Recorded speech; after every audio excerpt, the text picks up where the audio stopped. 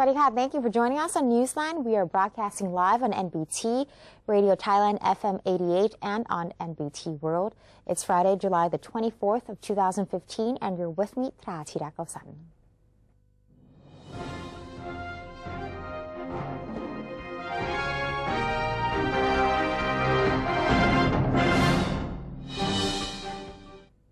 And welcome to today's segment of Thailand Moves Forward.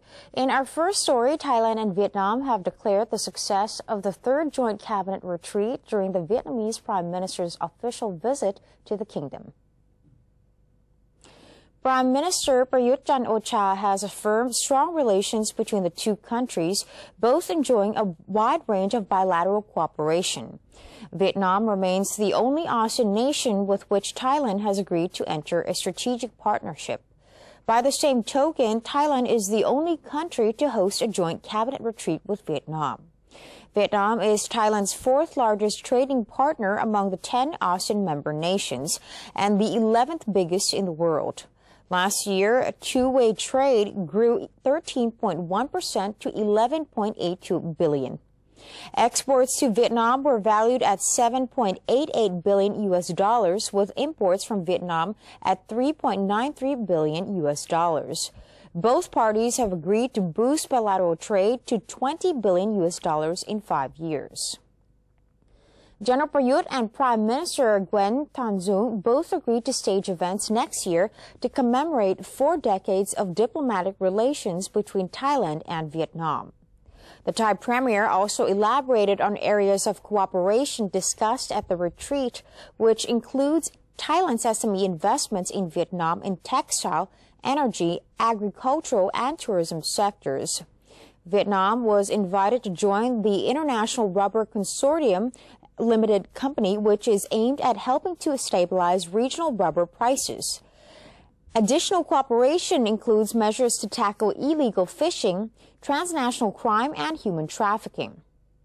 During the meeting, both prime ministers witnessed the signing of 5 agreements, including a labor skill development MOU, a freedom of labor movement MOU, and an MOU to establish partner cities in Vietnam and Thailand. The Ministry of Social Development and Human Security pushes for the revival of the Din Daeng flats in Bangkok, saying the residents will not be affected. Minister of Social Development and Human Security, Police General Adun Sangsingkao, met leaders of the Din Daeng flat residents on the renovation project.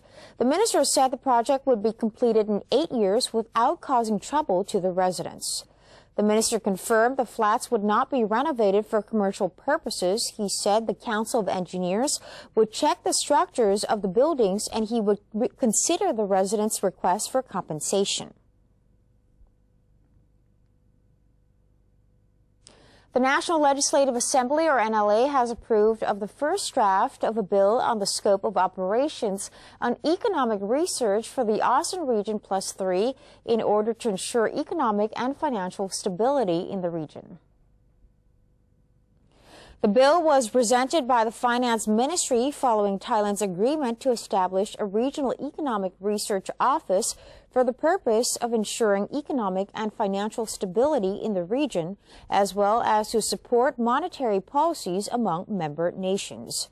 The NLA approved of the first draft of the bill with 175 votes in favor, 0 against, and 4 abstentions. A committee will then be established to vet the bill for 30 days, with an additional 7 days to make amendments. The Election Commission, or EC, has pointed out that measures against election fraud developed by the Constitution Drafting Committee, or CDC, may not work. The Commission also asked the CDC to carefully reconsider provisions about election in the new charter.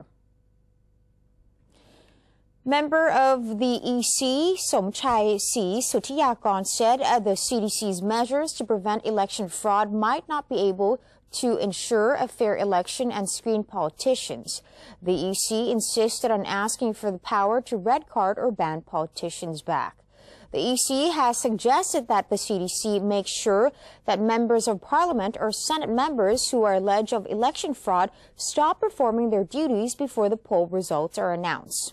Mr. Somchai added that the EC would stop voicing their opinions after the parliament voted on the charter draft. The Public Relations Department yesterday held the 39th Music in the Garden, commemorating the 63rd birthday anniversary of His Royal Highness Crown Prince Maha Vajiralongkorn, which falls on July 28th of 2015. Permanent Secretary to the Prime Minister's Office, Hmom Hluong Panada Disakun, together with the PRD Director General Aphinan Jantarangsi, chaired the event. Aside from the usual concert performed by guest singers and PRD's all-star performers, this time the event also showcased an exhibition on the Prince's several decades of hard works for the Thai people. Last night's concert featured national artist singers including Suthep Wongkampeng, Sawali Pakapan, and Ruang Thong Lanthum. During the event, Director General Aphinan presented donations from various organizations to Maha Vajiralongkorn Thanyaburi Hospital, marking the auspicious occasion of the Prince's 63rd birthday and Radio Thailand's 27th anniversary. The establishment is under the patronage of the Crown Prince. The Bangkok Metropolitan Administration has pushed ahead with its campaign to promote cycling in the capital. The BMA said the focus of the campaign is to ensure cycling in Bangkok is safe for everyone. Measures will be implemented to reduce the use of cars and to stress the benefits of bicycles to travel around the capital. More bike routes, including paths at Ratanakosin Island, have been built in line with the campaign. Barriers will also be set up to increase safety for cyclists. The BMA will stage annual events such as Car-Free Day to encourage the use of public transport. Several major roads are usually closed to all motorized vehicles so up to 20,000 cyclists can form a convoy and bike throughout Bangkok. Thailand's largest organic and natural products fair kicks off yesterday to bring together over 200 Thai organic products and service entrepreneurs. For more on this, Kun Suchani Rungmuenporn has the report. And organic agriculture is a growing trend all over the world. Thailand, as an agriculture-based country, hosts the Organic and Natural Expo for the 5th time to enhance the development of Thai organic agriculture businesses and make Thailand an organic hub of ASEAN. The organic agriculture sector is the fastest growing sector in the global food industry. According to the Ministry of Commerce, organic agriculture is one of the key economic growth drivers in Thailand. There are 213,000 rai of land devoted to organic agriculture, with approximately 9,200 businesses in the sector. These farms yield around 80,000 tons of crop per year, worth $135 million in export value. Our main customers are foreigners. Our main exported product is around 80%, with 20% sold in the local market. Now our main exports are to the Asian market, but we have started to export to the European market. We focus on the European market. The percentage to the local market lately has increased. The event not only offers over 200 organic food and service booths, but also an organic symposium conducted by an expert on 24th to expand knowledge of organic food and products for the people. I specifically came to the event from the province. I like the event. The products are healthy for the elderly like me. I like the event because normally I'm health conscious. This event is really suitable for the organic product lover. The event is being organized by the Ministry of Commerce, which is pursuing an organic industry development strategy from 2014 to 2016. If you're an organic food and product lover, check out the event at Queen Sirikit National Convention Center from today to Sunday. For more details, please check out the website. And I'm Sushani Rungmuenporn reporting from the event. The National Astronomical Research Institute of Thailand public organization NARIT, together with Chulalongkorn University, held a press conference at the university on July 22nd to announce the discoveries of NASA's New Horizons shuttle, which orbited Pluto on July 14th. According to Kun Panop, here's the report. Think back to when you first heard about the solar system. What planet do you remember best? Mars, Jupiter, Saturn, or you remember the one that's far away called Pluto? One thing many of us remember best about Pluto is that it might be really cold, as it is so far away from the sun. However, all these years since its discovery in 1930 by an American astronomer, Clyde William Tombaugh, the present 9-year mission of the New Horizons shuttle to reach Pluto arrived at the planet on the 14th of July 2015. It had traveled a distance of 4.7 billion kilometers and since then has been sending back data to the scientists of the world. In Bangkok, Dr. Vipu Ruchopakan, Chulalongkorn University professor, provides us with more information. So at this point, only about 1% of data has been received so far on Earth because the New Horizons spacecraft is still busy looking at Pluto and taking data, and you can't rotate the antenna back to Earth. So it will take another little while, in a matter of weeks or a couple months, in order for the data to be transferred back. But what we've learned so far is that, for example, Pluto is remarkably flat. The surface is relatively flat. It's relatively new.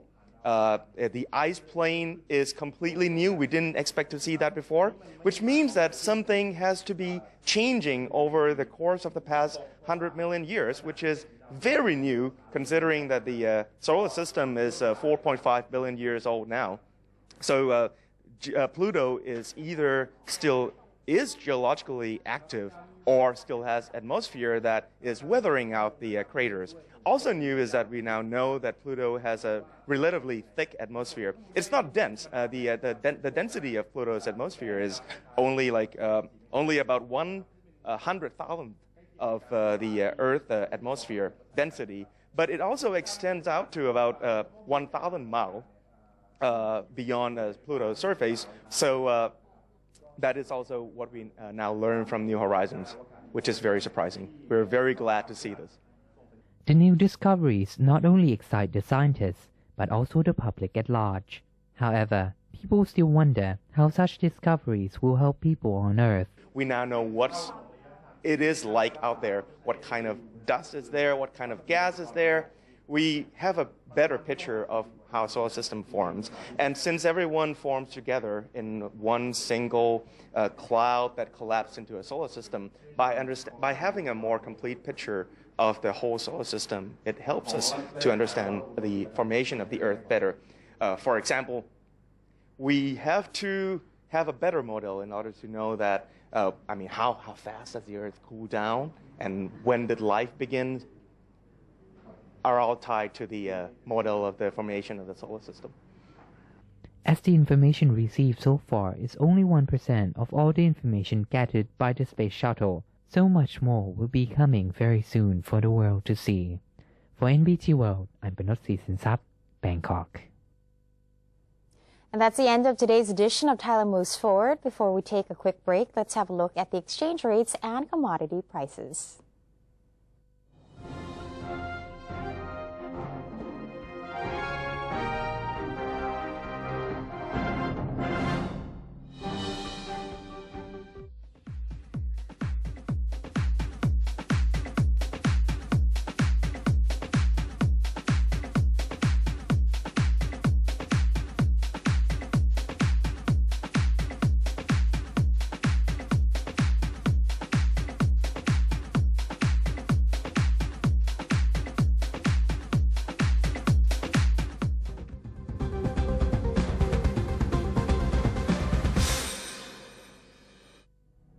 To maintain a strong nation, Thailand is promoting 12 core values for the good of the people.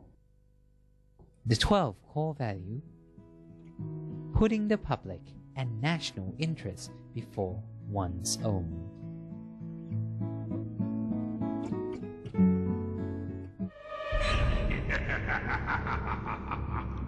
Even if we don't see them, they are amongst us.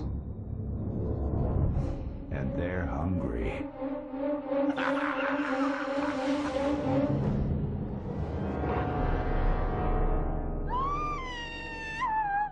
Slay your power-sucking monsters.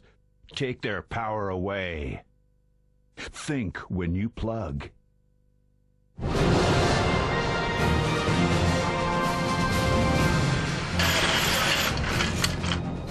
Swadee krab, this is Thailand at large. The show which is about to take you to the new experiences with the exciting stories. With charming fascination.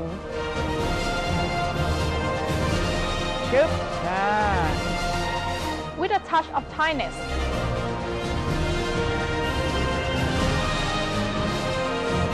Let's join us on NBT World.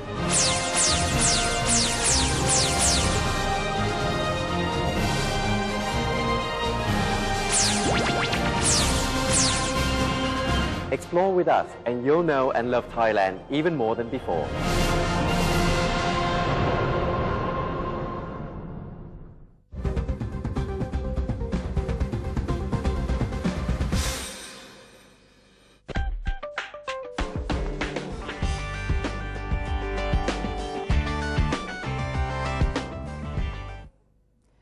Welcome back. You're watching Newsline.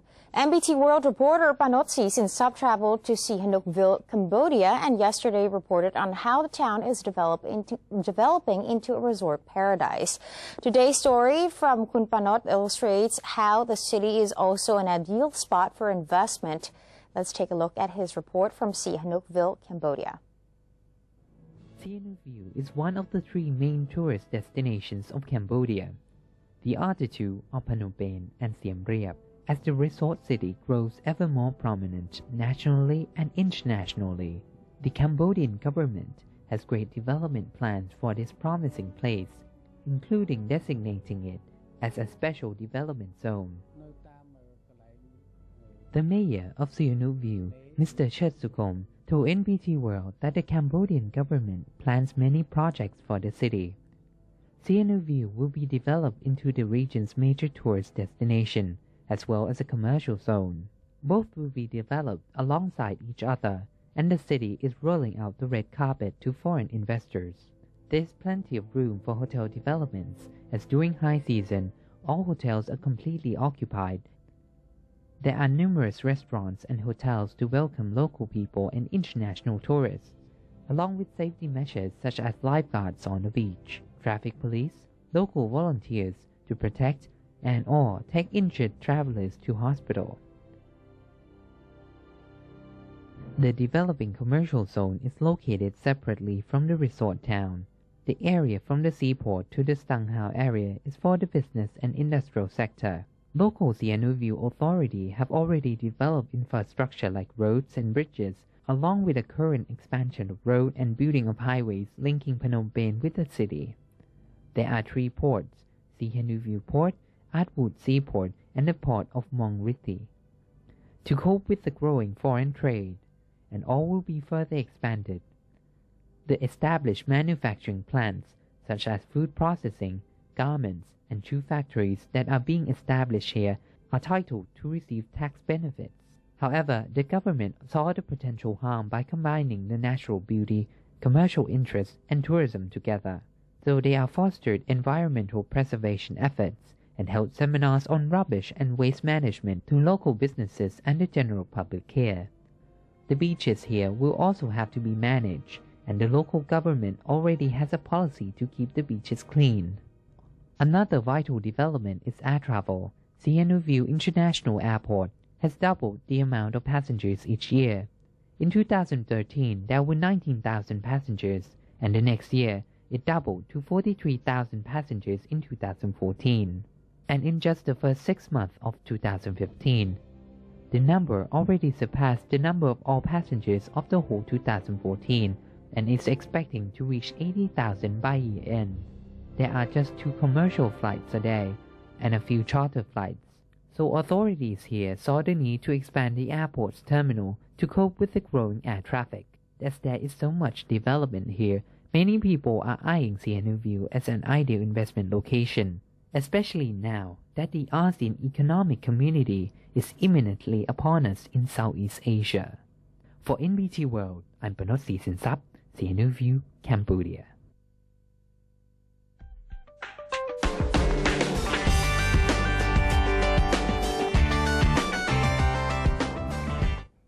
Elsewhere around the world, Turkish forces returned fire on Islamic State fighters in Syria with artillery and tank shells on Thursday after a Turkish soldier was killed and 2 others were wounded in a cross-border fight. The fighting comes days after a suspected suicide bombing by the Islamic radical group in Sirte, which killed 32 people, some of them Kurds and many of them students. Turkey's NATO allies have long expressed concern about control of the border with Syria, which in parts runs directly parallel with territory controlled by Islamic State. Monday's suicide bombing in Sirte highlighted fears about the Syrian conflict spilling onto Turkish soil. The Turkish army has stepped up security along parts of the border as the conflict in Syria involving Kurdish militia fighters, Islamist militants, and Syrian security forces intensifies. The army said in a statement on its website that 1 sergeant had been killed and 2 others wounded, while 1 Islamic State militant had been killed. Moving on, Greece's government on Thursday secured enough votes in parliament to pass a second package of reforms in exchange for bailout deal talks to commence. The bill containing judicial and banking reforms easily passed with the support of 230 lawmakers in the 300-seat parliament thanks to the support of pro-Euro opposition parties. But 36 out of 149 deputies from Prime Minister Alexis Tsipras' party voted against the overall bill or abstained fewer than 39 deputies in last week's vote on an initial set of reforms. The former finance minister, Yanis Varoufakis, voted in favor of the latest measures after having voted against the previous batch. New York moved on Wednesday to raise the minimum wage for fast food workers to $15 an hour by the end of 2018 in New York City and by mid-2021 in the rest of the state. The New York Wage Board voted unanimously for the increase, which would cover some 180,000 workers statewide and affect fast food chains with 30 locations or more in the United States. The 3-member board was formed at the behest of Governor Andrew Cuomo in May after the state legislature turned down his proposals for minimum wage increases for most workers. Its decision does not need legislative approval, but requires approval by the State Labor Commissioner, which is expected. With the federal minimum wage at $7.25 an hour since 2009, labor and religious groups have pressed state and local governments to enact pay raises as their hopes dim for an increase by the Republican-controlled U.S. Congress. And that's it for today's edition of Newsline. For any comments or suggestions, please feel free to email them to us at newsline.nbt@gmail.com. You can also follow us on Facebook. Just simply type in NNT or check out our website at thainews.prd.go.th/newsinc. We are going to say goodbye with footage of people of all ages frolicking in a 10,000 square foot ocean of translucent plastic balls in downtown Washington, D.C. I'm Thra Thiraprasan. Have a wonderful day. Swadee ka.